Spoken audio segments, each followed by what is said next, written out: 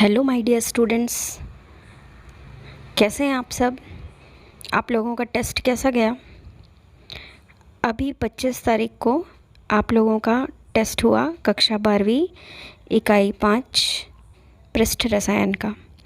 तो चलिए हम देख लेते हैं कि इसमें आप लोगों ने कैसे किया है। मेरे पास टोटल 59 रेस्पॉन्स आए हैं। तो इसमें फ्रीक्वेंटली मिस्ड क्वेश्चंस में आप देख सकते हैं कि कितने सारे लोगों ने गलतियां की हैं। ज़्यादातर क्वेश्चंस में यहाँ पे लिस्ट दी हुई है कौन कौन स्टूडेंट्स ने ये टेस्ट दिया। इनका नाम भी यहाँ पे मेरे पास लिस्ट में है कि आप देख सकते हैं। ये देखिए, मैं आप लोगों का नाम दिखा देती हूँ। आप इसमें अपना नाम भी देख सकते हैं कि कहाँ पर आपका नाम है। बबीता, मनीषा, सुमित, मुस्कान, पायल, भोजेंद्र, लेखनी, पुरेंद्र, मिनी, विवेक, हिना, हर्षा। ठीक है। इसके बाद इन स्कूल्स के स्टूडेंट्स में इसने पार्टिसिपेट किया था। बहुत अच्छा रेस्पॉन्स है। चलिए ज़्यादा ना समय लेते हुए हम आगे बढ़ते हैं। आप लोगों ने किन क्वेश्चंस का अच्छा आंसर दिया है और किस में आप लोगों ने गलतियां की हैं। ठीक है। चलिए, एक क्वेश्चन था, निम्न में से कौन सी गैस सक्रिय चारकोल पर सबसे ज़्यादा अधिशोषित होगी। आउट ऑफ 59 31 लोगों ने 32 लोगों ने एक्चुअली करेक्ट आंसर दिया इसमें, लेकिन 10 लोग 7 9 1 और 1। देखिए किस तरीके से आप लोगों ने गलत आंसर दिया है। तो इसका सही आंसर था कार्बन डाइऑक्साइड, जबकि ये कन्फ्यूजन वाला क्वेश्चन ही नहीं था। आपके सामने 4 ऑप्शंस थे, nitrogen, hydrogen, carbon dioxide, oxygen. तो आप देखिए कि बाकी सब तात्विक गैसें हैं। तात्विक गैसें मतलब जिनमें परमाणु एक ही प्रकार के हैं। अकेला कार्बन डाइऑक्साइड ऐसा है जो कंपाउंड गैस है।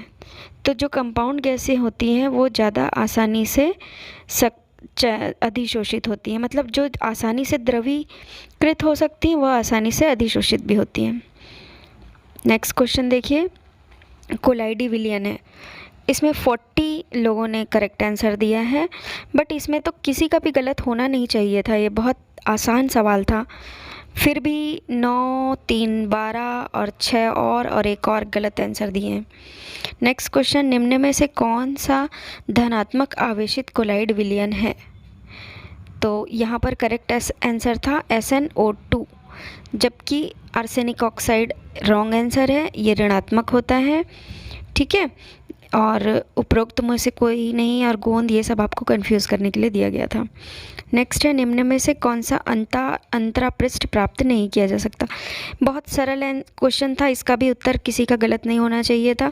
गैस और गैस में अंतरापृष्ठ प्राप्त नहीं किया जा सकता, बाकी सब में हो सकता है। नेक्स्ट, अधिशोषण प्रक्रिया की साम्यावस्था में, देखिए साम्यावस्था में जो डेल एच है वो टी डेल एस के बराबर हो जाता है। तो करेक्ट आंसर जो है वो ये सेकंड वाला था, लेकिन यहाँ पर कुछ लोगों ने गलतियाँ की हैं और काफ़ी लोगों ने गलतियाँ की हैं। ठीक है। नेक्स्ट क्वेश्चन है, उच्च सांद्रता पर साबुन जल में कैसा व्यवहार करता है। तो यहाँ पर आप देखिए कि उच्च सांद्रता पर साबुन जल में जब कम सांद्रता रहती है तब ये एक सामान्य विद्युत अपघट्ट की भांति काम करता है, लेकिन एक खास सांद्रता पर पहुंचने के बाद यानी कि उच्च सांद्रता में ये सहचारी कोलाइड यानी कि जिसे हम मिसेल कहते हैं उसके समान कार्य करता है। तो यहाँ पे गलत उत्तरों की संख्या बहुत ज़्यादा है। ठीक है ना। नेक्स्ट देखिए, निम्न में से कौन सी प्रक्रिया के कारण डेल्टा बनता है। डेल्टा क्या, जहाँ पर नदी और समुद्र मिलते हैं। तो आपको पता होना चाहिए कि यहाँ पर नदी के जल में, नदी जो है वो बहुत दूर से बहती हुई आती है, उसमें नदी के जल में सस्पेंडेड फॉर्म में बहुत सारे पदार्थ रहते हैं, और जैसे ही ये समुद्र के पानी से मिलता है तो विद्युत अपघट्ट मिलने के कारण स्कंदन हो जाता है। तो उत्तर है इसका स्कंदन। लेकिन यहाँ पर 28 और एक 29 लोगों ने गलत आंसर दिया है। नेक्स्ट है मिसाइल का निर्माण केवल इसी के ऊपर होता है। अब देखो क्रांतिक ताप नहीं है भाई, ये क्राफ्ट ताप है। ठीक है, इसका सही उत्तर है क्राफ्ट ताप। लोग कंफ्यूज होकर क्रांतिक ताप लिखें। क्रांतिक ताप तो अवस्था परिवर्तन के समय आता है, जब आप ठोस द्रव गैस अवस्था पढ़ते हैं ना, क्रांतिक ताप शब्द उस समय इस्तेमाल होता है। नेक्स्ट टिंडल प्रभाव इसमें नहीं देखा जाता। इसमें तो किसी का उत्तर गलत होना नहीं चाहिए था। शर्करा विलयन है, बस जिस शर्करा विलयन सत्य विलयन रहता है, बाकी सब तो कोलाइड है ना, तो वो तो टिंडल प्रभाव दिखाएंगे। नेक्स्ट है क्रांतिक मिसाइल सांद्रता के नीचे जल में मिलाया गया साबुन निम्न में से किस प्रकार से कार्य करता है। अभी अभी मैंने बताया कि क्रांतिक मिसाइल सांद्रता CMC के नीचे जो रहेगा वो सामान्य विद्युत अपघट्ट की तरह काम करेगा, लेकिन यहाँ पर भी गलत उत्तरों की संख्या काफ़ी ज़्यादा है। इससे ये साबित होता है बेटा कि आप लोग अच्छे से पढ़ाई नहीं कर रहे हो। नेक्स्ट है, क्योंकि आप लोग के ये चैप्टर तो सबका कंप्लीट हो गया होगा, अभी असाइनमेंट आने वाला है इसका, राइट? तो आप लोगों की तैयारी तो अच्छी होनी चाहिए। इसमें इतने सिली क्वेश्चंस के आंसर आप लोग करेक्ट नहीं दे रहे हैं तो कॉम्पिटिटिव एग्ज़ाम तो निकालना बहुत मुश्किल हो जाएगा आप लोगों के लिए। निम्न में से कौन सी घटना चित्र में दर्शाई गई विधि के लिए लागू होती है? मैंने यहाँ पर एक डायग्राम इंसर्ट किया था, इसका सही उत्तर था अधिशोषण। क्रोमेटोग्राफी का डायग्राम था शायद। ठीक है, आप लोग क्वेश्चन ओपन करेंगे तो फिर से दिख जाएगा। किसी को लिंक चाहिए होगा तो आप लोग मुझे कमेंट बॉक्स पे डाल सकते हैं। कोई पर्टिकुलर क्वेश्चन का भी एक्सप्लेनेशन चाहिए होगा तो आप कमेंट बॉक्स में ज़रूर लिखिए। हमारा पूरा प्रयास रहेगा आपके प्रश्नों का उत्तर दिया जाए। निलंबित अशुद्धियाँ वाले जल में फिटकरी क्यों मिलाते हैं? तो फिटकरी मिलाने से क्या होता है, स्कंदन हो जाता है। वहाँ पर विद्युत अपघट्ट की अधिक मात्रा मिलाने पर आप देखे होंगे फिटकरी जैसे ही मिलाया जाता है तो घुली हुई अशुद्धियाँ नीचे बैठने लग जाती हैं, है ना? तो स्कंदन करने के लिए करते हैं। नेक्स्ट है विद्युत क्षेत्र के प्रभाव में परिक्षेपण माध्यम की गति। अभी देखो यहाँ पे मैक्सिमम लोगों ने गलत किया है। आप लोगों ने शायद विद्युत परासरण आप जानते ही नहीं, इसलिए ये गलती हुई है। विद्युत क्षेत्र के प्रभाव में देखिए, अगर किसी कारणवश आप जो परिक्षिप्त प्रावस्था है, कणों की जो गति है, जो कणों की गति होती है वो विद्युत कण संचलन होती है। तो यदि आप कणों की गति को रोक देते हो तो परिक्षेपण माध्यम गति करने लगता है और यह कहलाता है विद्युत परासरण। नेक्स्ट क्वेश्चन है कोहरा निम्न में से किस कोलाइड का? तो मैक्सिमम लोगों ने इसका सही उत्तर दिया है गैस में द्रव। ये भी बहुत सरल प्रश्न था, इसका उत्तर किसी का गलत नहीं होना चाहिए था। निम्न में से कौन फेरिक हाइड्रोक्साइड सॉल्ट के लिए उत्तम स्कंदित कारक के रूप में कार्य करते हैं? तो यहाँ पर एक ही ऑप्शन ऐसा है जिसमें पोटेशियम और आयरन दोनों मौजूद है, तो सबसे बेस्ट होगा पोटेशियम फेरोसाइनाइड।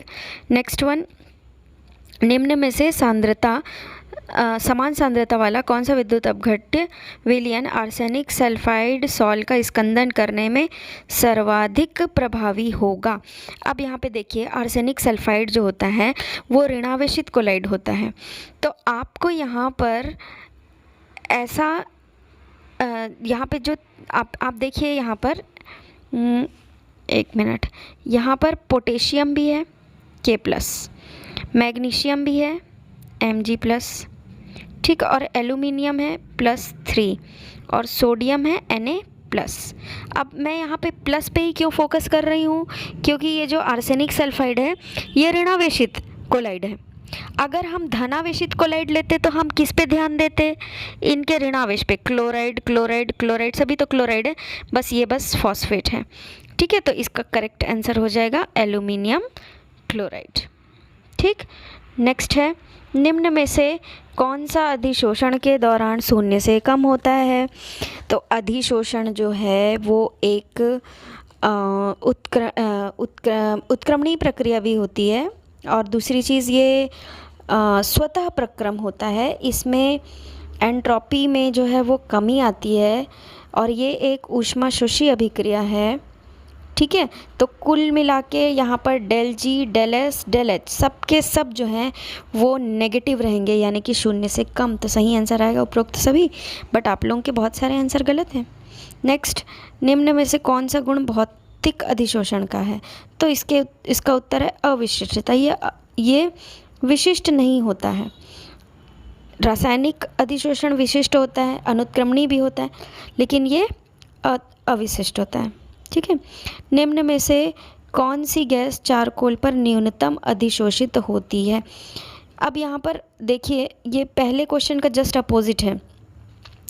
आपको यहाँ पे देखना है सारे के सारे कंपाउंड गैस हैं जो आसानी से द्रवित हो सकती हैं, परंतु ऑक्सीजन जो है वो तात्विक गैस है, तो ये आसानी से द्रवित नहीं होती, तो ये सबसे कम अधिशोषित होगी। लास्ट क्वेश्चन है, निम्न में से किस आरेख में एक सीधी रेखा प्राप्त होगी? तो ये आप लोगों को अधिशोषण समतापी के समय बताया गया है। इस अध्याय के पूरे वीडियो अवेलेबल हैं इस चैनल पर। अगर आपको कोई डाउट है तो आप वो देखिए, और फिर भी अगर आपके मन में कोई क्वेश्चन है इस चैप्टर को लेकर तो आप कमेंट करिए, कांटेक्ट करिए, हम ज़रूर कोशिश करेंगे आपके प्रश्नों का उत्तर देने की। तो ये लास्ट क्वेश्चन का सही आंसर तो होगा log x/m versus log p। ये आपको ग्राफ प्लॉट करने पर ही प्राप्त होगा जब आप अधिशोषण समतापी समझेंगे। तो आज के लिए इतना ही। इस चैनल के साथ बने रहिए, सब्सक्राइब कर लीजिए, आपकी समस्याओं का हल यहाँ से मिलता रहेगा। Thank you, keep watching, have a nice day.